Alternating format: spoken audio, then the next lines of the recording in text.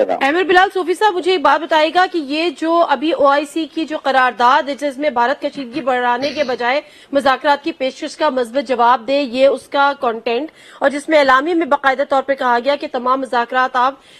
تمام جو تنازعات ہیں ان کو آپ مذاکرات سے طے کریں. پھر مقبوضہ کشمیر میں بھارتی مظالم ریاستی دہشت گردی بھی قرار دے دیے گئے. جنوبی ایشیا میں امن کے لیے مسئلہ کشمیر کا حل ناگزیر قرار دے دیا گیا، اور سب سے امپورٹنٹ یہ بات کہ کہا یہ گیا کہ جو قراردادیں ہیں ان کے مطابق ان کو حل کیا جائے، عالمی برادری یعنی اقوام متحدہ کی قراردادوں پر عمل کرایا جائے، جس کو آج بھارت نے تو ریجیکٹ کر دیا. ظاہر ہے اس کے علاوہ کوئی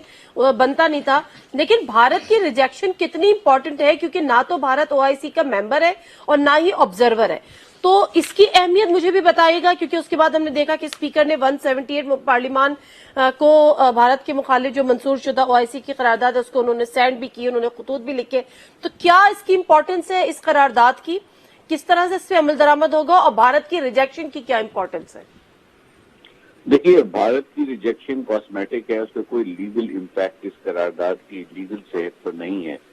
کیونکہ جس طرح آپ نے خود کہا بھارت OIC کا ممبر نہیں ہے اور ان کو مدعو کیا گیا تھا، اور اس کے بعد جو بھی انہوں نے کہنا تھا وہ کہہ کر چلی گئی.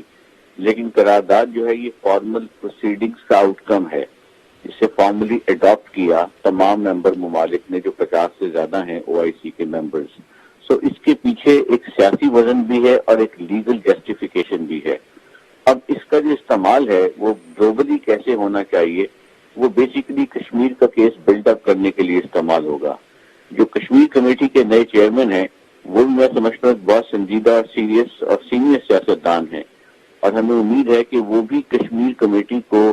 نئے جہت سے، نئے قانونی زاویے سے کشمیر کا مقدمہ لوگوں کے سامنے گلوبلی پریزنٹ کریں گے. جو خطوط لکھے ہیں اسپیکر صاحب نے وہ بھی ایک اچھا اقدام ہے، کیونکہ پاکستان کو بھی اپنے ڈپلومیٹک اوفینسو اسٹرینتھن کرنا ہے، مگر ساتھ ساتھ ہمیں کشمیر کا قانونی مقدمہ دنیا کے سامنے پریزنٹ ذرا ڈفرینٹلی بھی اب کرنا چاہیے، کیونکہ کشمیر کا مقدمہ ایسا ہے جس میں پاکستان کے حق میں بے شمار قانونی نظیریں موجود ہیں، ڈاکومنٹس موجود ہیں، انٹرنیشنل انسٹرومنٹس موجود ہیں، جو نہ صرف اب ہم تو سبھی سمجھتے ہیں کہ 14-15 جو ہماری ریزولوشنز ہیں وہ ہمارے حق میں ہیں، اس سے بیانڈ بے شمار بین الاقوامی قانون کے مختلف کنونشنز ہیں جو سپورٹ کرتے ہیں کہ رائٹ آف سیلف ڈٹرمنیشن کیا ہوتا ہے، جو لا آف آکیوپائڈ فورس کو کے پیرامیٹرز کو ڈٹرمن کرتے ہیں، جو جب فورس ڈپلوائے ہوتی ہے نا situation of an arm conflict, اور جب اس سے کوئی اوفینسز ہوتے ہیں، پیلیٹ گنز کا استعمال ہوتا ہے یا بمپر پر بندے کو باندھ کر اس کو کروایا جاتا ہے، تو اس پر جو اوفینسز لگتے ہیں، وار کرائمز کی ضمن، وہ سب چیزوں کا حوالہ دے کر پھر آپ کیس اس کو مزید مستحکم کر کے دنیا کے سامنے انٹرنیشنل کیپٹل میں پریزنٹ کر سکتے ہیں. ٹھیک ہے.